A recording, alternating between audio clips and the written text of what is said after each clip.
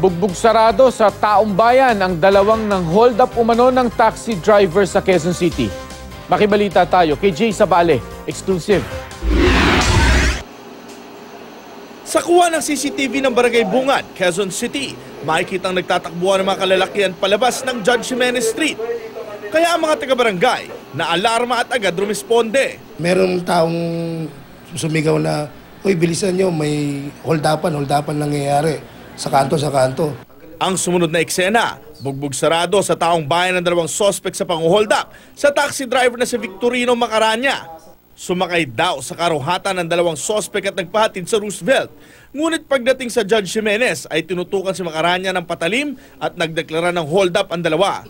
Sa 17 taon daw niyang pagmamaneho ng taxi, pangatlong beses na raw itong pang-hold up sa kanya. Yung pinunta namin ngayon na pinangyari sa akin, kasi maliwanag eh.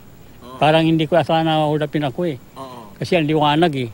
Agad daw niyang binigay ang 2,000 na kita, pati na rin ang wallet niya na may lamang 200 piso. Matapos ang pagbigay ng pera ay nagpahatid daw muli ang mga sospek sa Valenzuela, pero di pa man nakalayo. Taon na may nakita kong van na kasalubong ko, isalubong ko yung taxi ko ngayon. Pag salubong ko, huminto yung van, sabay baba ko, na sumigaw ko ng sa ulo na ang daming taong bayan nakakita.